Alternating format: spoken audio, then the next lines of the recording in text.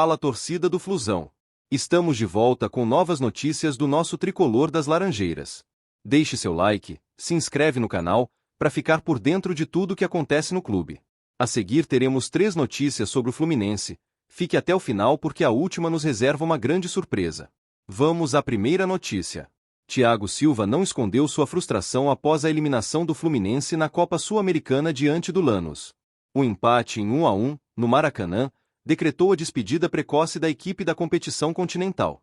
E ouvir um jogador do nível dele, com tanta história no futebol mundial, falar com tamanha sinceridade sobre os erros cometidos, mostra não só a liderança que carrega, mas também o quanto ainda se importa de verdade com a camisa tricolor. O zagueiro, que para mim é um dos maiores defensores da história recente do clube, demonstrou mais uma vez porque sempre foi diferenciado. Em vez de procurar culpados individuais, Thiago fez questão de destacar que o time falhou coletivamente, principalmente na forma como administrou a vantagem quando estava vencendo por 1-0. Essa visão de jogo é típica de quem tem experiência de sobra, alguém que já disputou Copa do Mundo, Champions League e os maiores clássicos do planeta, mas que segue se preocupando com os detalhes do Fluminense como se fosse um garoto que acabou de subir da base. Na entrevista, ele comentou sobre a dificuldade em segurar o resultado e a falha em controlar os contra-ataques do Lanús. Para quem estava em campo, a sensação deve ter sido de impotência em certos momentos. Thiago ainda lembrou que, por já ter recebido um cartão amarelo, não pôde interromper a jogada que originou o gol de empate dos argentinos.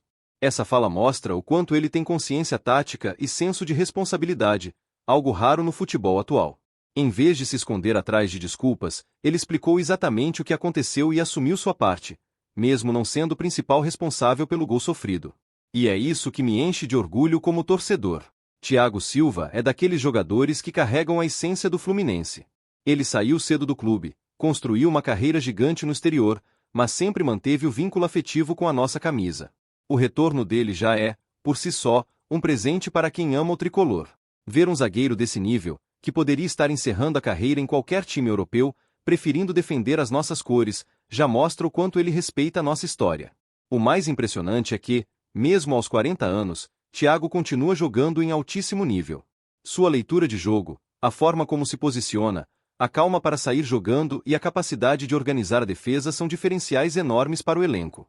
Ele não depende mais da velocidade que tinha no início da carreira, mas compensa isso com inteligência e liderança. É daqueles jogadores que transformam o ambiente do vestiário, que fazem os mais jovens aprenderem só de observar. Quando ele disse que, em uma eliminação, todos perdem juntos, senti de imediato o peso da sua experiência. Ele sabe como ninguém que futebol é coletivo. Não adianta culpar só um jogador ou só o técnico. O que importa é a unidade, a noção de que se ganha e se perde como grupo. Isso fortalece o elenco e mostra que ele tem a mentalidade certa para lidar com momentos de pressão. É muito fácil jogar a responsabilidade nas costas de um ou outro, mas Thiago prefere proteger o time. Essa postura é de capitão, mesmo que ele nem sempre esteja com a braçadeira. E é exatamente esse tipo de jogador que precisamos valorizar. Não são apenas os lances de desarme, os cortes providenciais ou a tranquilidade com a bola no pé. É o exemplo, a maturidade e o amor que ele demonstra pelo Fluminense em cada declaração e em cada gesto dentro de campo. O torcedor tricolor, que muitas vezes se decepciona com profissionais que parecem não entender o peso dessa camisa, encontra em Thiago Silva motivo para se orgulhar. A eliminação doeu? É claro que doeu. Ninguém gosta de ser eliminado em casa, ainda mais em uma competição continental que poderia nos levar longe. Mas ouvir um jogador como Thiago falar com tanta clareza e assumir a responsabilidade dá a sensação de que ainda temos um líder dentro de campo. E isso é fundamental para seguir em frente. Ele mesmo deixou claro que é preciso corrigir os erros, principalmente a transição defensiva, para não sofrer novamente em partidas decisivas. Thiago Silva pode não estar no auge físico de anos atrás, mas é um verdadeiro patrimônio do Fluminense. É daqueles jogadores que entram em campo e a torcida já se sente mais segura. Ele transmite confiança, organiza, orienta, chama a responsabilidade e mostra, em cada atitude, que veste essa camisa com orgulho. Poucos atletas no mundo têm a carreira que ele construiu, e ainda assim ele se doa inteiramente pelo tricolor como se estivesse começando agora. Esse é o Thiago Silva que eu aprendi a admirar e que hoje defende o clube do meu coração. Um zagueiro exemplar, um líder nato e um apaixonado pelo Fluminense. Vamos à segunda notícia. A paciência da torcida do Fluminense parece ter chegado ao limite depois de mais uma eliminação frustrante. O empate em 1-1 contra o Lanús dentro do Maracanã lotado, decretou a queda do nosso time na Copa Sul-Americana, e o principal alvo da ira das arquibancadas foi o treinador Renato Gaúcho. Os gritos de burro ecoaram fortes no estádio, traduzindo o sentimento de decepção e revolta de quem esperava muito mais. E, como já é de costume, Renato preferiu transferir responsabilidades, mirando as redes sociais como culpadas pela crise que ele mesmo não consegue resolver à beira do campo. Logo após a partida, Renato foi à entrevista coletiva e demonstrou irritação com as críticas vindas da torcida. Ele afirmou que não se surpreende mais com vaias e protestos, dizendo que até mesmo Guardiola, que para ele é o melhor treinador do mundo, já foi chamado de burro. Tentou normalizar a reação da arquibancada, mas ao mesmo tempo acusou as redes sociais de terem acabado com o futebol. Segundo suas palavras, hoje em dia qualquer pessoa opina, mesmo sem conhecimento, e isso prejudica tanto jogadores quanto treinadores. O problema é que o torcedor do Fluminense não precisa de rede social para perceber a falta de capacidade do treinador. Quem esteve no estádio ou assistiu pela televisão viu um time perdido, sem intensidade e sem organização, refém de decisões equivocadas vindas do banco de reservas. As substituições mal pensadas tiraram o pouco de força que o time ainda tinha na segunda etapa. Não é a primeira vez que isso acontece, e parece que Renato insiste nos mesmos erros como se estivesse acima de qualquer crítica. É impressionante como ele tenta se blindar, repetindo sempre o discurso de que está vacinado para críticas e que já viu de tudo no futebol. Esse tipo de fala soa como soberba para quem acompanha de perto. O torcedor não quer ouvir comparações com técnicos estrangeiros ou reclamações sobre redes sociais. O torcedor quer ver atitude, quer ver um time vibrante, quer ver um treinador que faça as escolhas certas nos momentos decisivos. E isso Renato não tem mostrado. Se olharmos a carreira dele, percebemos um padrão. Renato é carismático, sabe lidar com a imprensa e tem um histórico de conquistas como jogador que lhe garantem respeito. Mas como treinador, muitas vezes dependeu de elencos fortíssimos e de individualidades que resolveram dentro de campo. Quando não há craques capazes de decidir sozinhos, o trabalho dele se perde.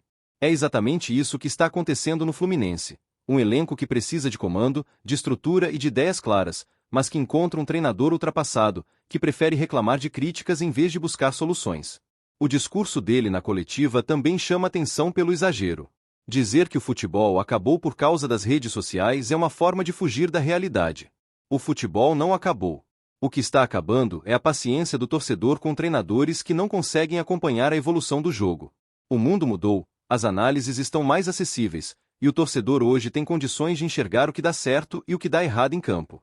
A arquibancada percebeu as falhas de Renato, e não é a internet que manipula isso, é a realidade dos 90 minutos.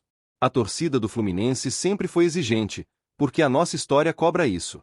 Já vimos times inesquecíveis, já celebramos conquistas gigantescas, e não aceitamos que o nosso clube seja tratado como laboratório de desculpas. O que aconteceu contra o Lanús foi um retrato claro da falta de comando.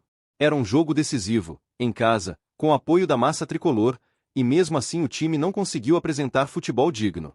Culpar redes sociais é querer tapar o sol com a peneira. Renato pode até achar que sua experiência no futebol lhe dá imunidade contra críticas, mas ninguém está acima do clube e da torcida. O Fluminense é maior do que qualquer treinador. A arquibancada, quando grita, fala com a voz de milhares que amam esse time acima de tudo. Se os gritos foram de burro, é porque o que se viu em campo foi uma série de escolhas equivocadas que custaram caro. O torcedor tem todo o direito de se manifestar, principalmente em uma noite em que a frustração tomou conta. Não adianta tentar suavizar a situação dizendo que Guardiola também foi criticado. O torcedor tricolor não está interessado em comparações. O que importa é o que acontece dentro das quatro linhas com o nosso time. E nesse ponto, Renato mostrou mais uma vez que não é capaz de oferecer o que o Fluminense precisa. Ele pode até ter boa lábia para se defender nas entrevistas, mas a arquibancada já não se convence com palavras. O que se exige é resultado, é futebol bem jogado, é entrega, e isso não apareceu. Enquanto Renato insistir em se colocar como vítima das redes sociais, o time continuará sofrendo. O Fluminense precisa de comando verdadeiro, de alguém que saiba valorizar o elenco, que tenha ideias modernas e que entenda a alma do clube. Renato não mostrou nada disso. O jogo contra o Lanús foi apenas mais uma prova de que ele não é o treinador ideal para o nosso momento. E quando a arquibancada percebe isso, não há discurso em coletiva que consiga apagar. Agora vamos à terceira notícia. Urgente. Renato Gaúcho pediu demissão do comando do Fluminense depois da eliminação para o Lanús, da Argentina, pela Copa Sul-Americana. A decisão veio no calor do momento, anunciada durante a coletiva após mais uma noite em que a torcida saiu frustrada do estádio. A verdade é que essa saída já não surpreende tanto quem acompanha de perto o clube. Desde que Renato voltou, a expectativa era de um trabalho à altura da grandeza do Fluminense, mas o que se viu em campo foi muito abaixo do que a história exige. Um treinador precisa ser mais do que apenas um nome conhecido ou uma figura carismática. Precisa de ideias, de comando, de capacidade de motivar um elenco inteiro e de enxergar soluções dentro das quatro linhas. Infelizmente, Renato nunca conseguiu entregar isso no tricolor das Laranjeiras. É impossível negar que a relação dele com o Fluminense sempre teve um apelo emocional. Ele fez parte da história como jogador, tem identificação com o clube e uma imagem forte dentro do cenário nacional. Mas quando o assunto é comandar o time à beira do gramado, ficou evidente que a empolgação não é suficiente para conquistar resultados.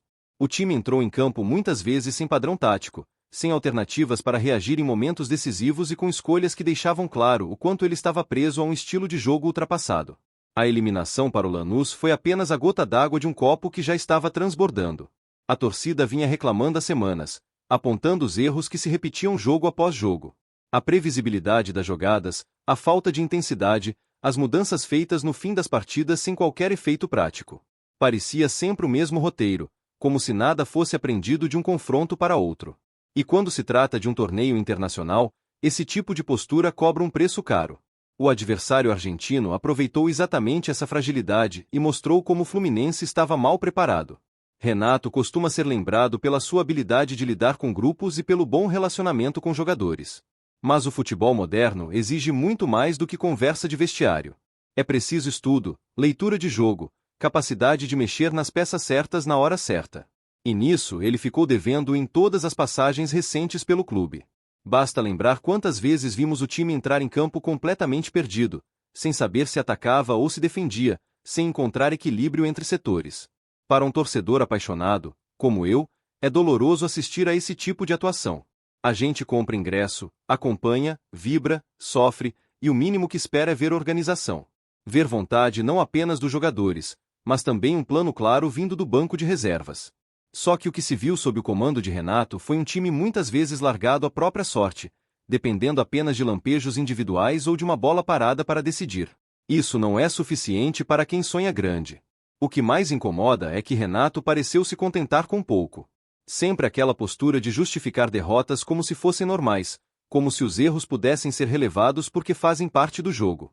Claro que fazem parte, mas a diferença entre um bom treinador e um que não está à altura é justamente a forma como lida com os erros. Enquanto um aprende, o outro repete.